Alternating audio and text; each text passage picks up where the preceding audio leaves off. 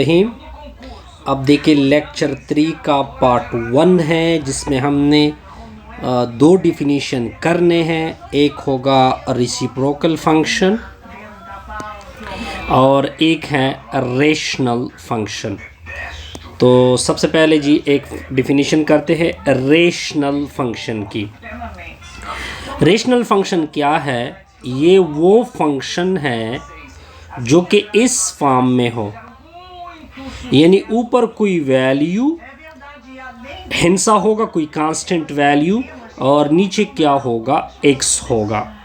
या आप इस तरह भी इसको लिख सकते हैं कि x Y equal to 1।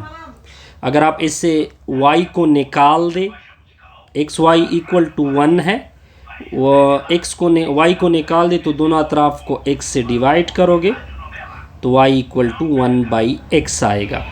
y को क्या बोलते हैं? f ऑफ x बोलते हैं। तो दोबारा वही फॉर्म आएगी, यानी ऊपर कोई हिंसा नीचे कोई वेरिएबल हो तो ऐसे फंक्शन को क्या बोलते हैं? रेसिप्रोकल फंक्शन बोलते हैं। अब इसकी रिमार्क में हमने क्या लिखा था? जो रेसिप्रोकल फंक्शन है इसका ग्राफ हाइपरबोला होता है। अब मैं आपको प्रॉपर दिखा सकता हूँ। ये आपकी एक्स वाई प्लेन है। हाइपरबोला जो होता है वो कुछ इस तरह से होता है, एक ब्रांच उसका कहीं और पे होता है और इस फंक्शन का दूसरा ब्रांच इस तरह होता है। इस ग्राफ को हाइपरबोला कहते हैं। एक ब्रांच उधर है, एक ब्रांच इधर है। ये किसकी ग्राफ बनेगी? हाइपरबोला की। क्लियर जी? बिल्कुल क्लियर। बहरहाल ये हटा देते ताकि आप कंफ्यूज ना हो।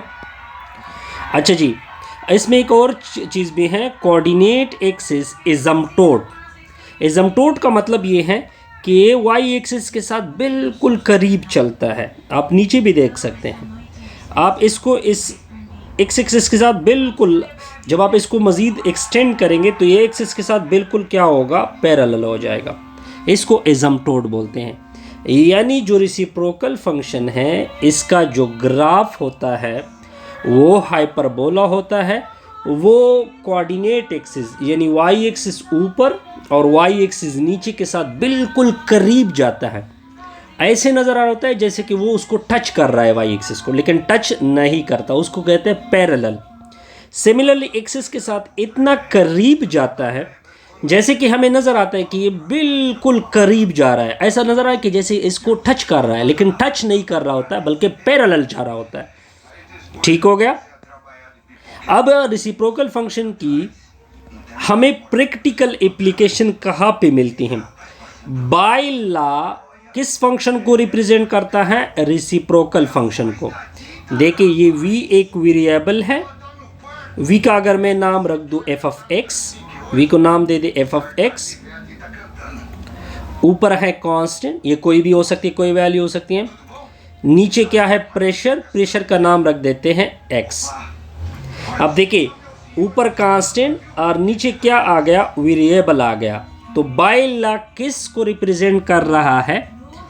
रेसिप्रोकल फंक्शन को रिप्रेजेंट कर रहा है। बार बार आप पूछते हैं कि अगर आपसे कोई पूछे कि रेसिप्रोकल फंक्शन की हमें प्रैक्टिकल एग्जांपल कहाँ पे मिलती है, तो आपने कहना है कि केमिस्ट्री और फिजिक्स में हमें बहुत सारी एग्जांपल मिलती हैं जो कि किस को रिप्रेजेंट कर रहे होते हैं?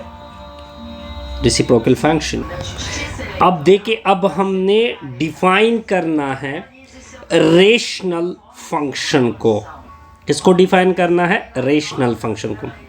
वो फंक्शन रेशनल कहलाएगा अगर वो तीन बातों को सेटिस्फाइड करे, नंबर 1, नंबर 2 और नंबर 3।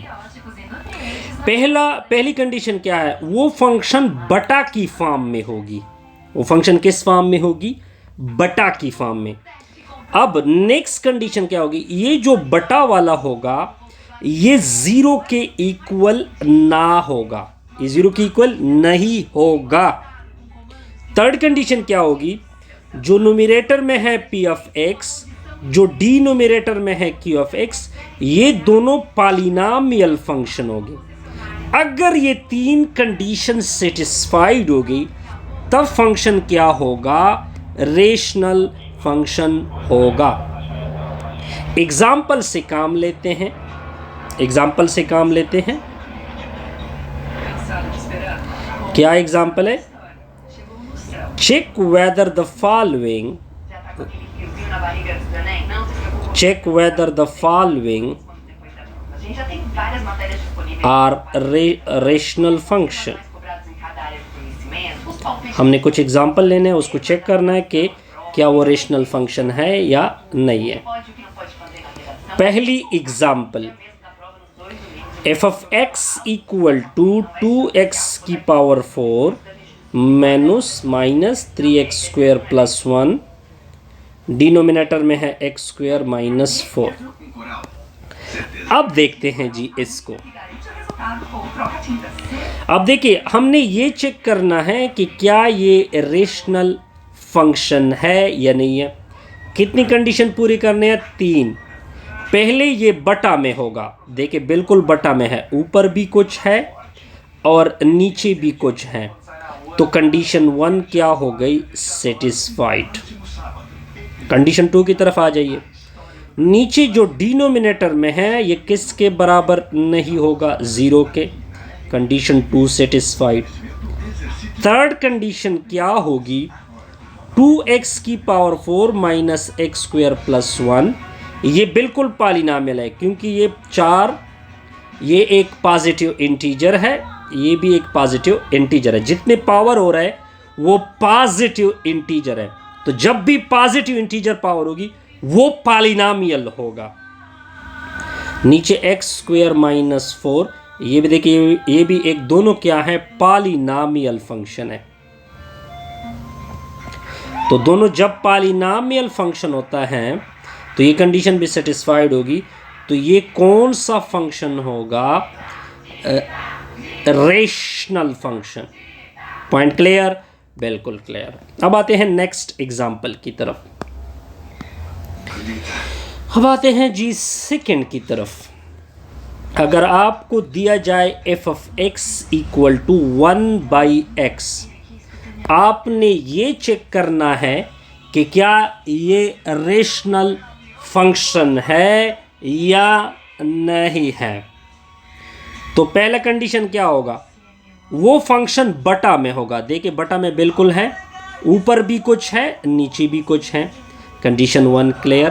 कंडीशन 2, जो डिनोमिनेटर होगा वो 0 की इक्वल नहीं होगा। डिनोमिनेटर में x है, x 0 की इक्वल नहीं होगा।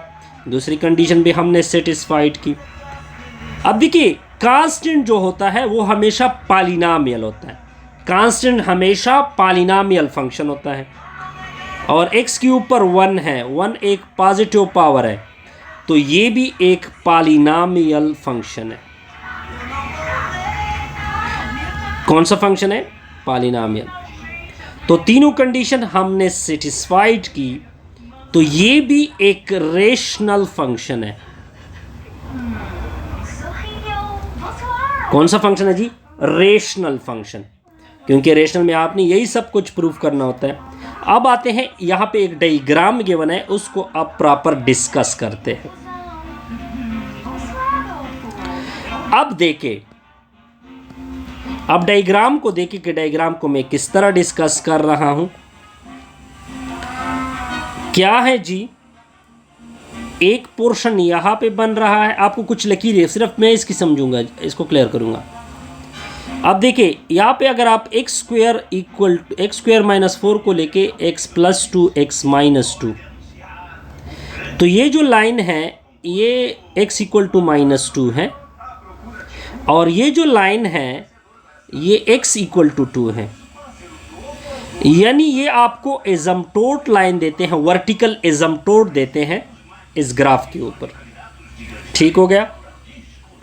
देखिए ये बस सब कुछ। तो बहरहाल ये ग्राफ तो बड़ा मुश्किल सा ग्राफ है, आपका टीचर कभी भी आपको इस तरह ग्राफ नहीं दे सकता जिसको आप, हम तो बना सकते हैं, लेकिन बहरहाल इसका सिर्फ इस तरह सीखे, डायग्राम सिर्फ सीखे कि इसमें ये चीज़ें हैं। काइंडली वीडियो को लाइक किया करें, कमेंट्स किया करें और दोस्तों के साथ शेयर किया करें। जहाँ पे प्रॉब्लम हो वहाँ पे आप मुझसे रब्ता कर सकते हैं। Have a good day.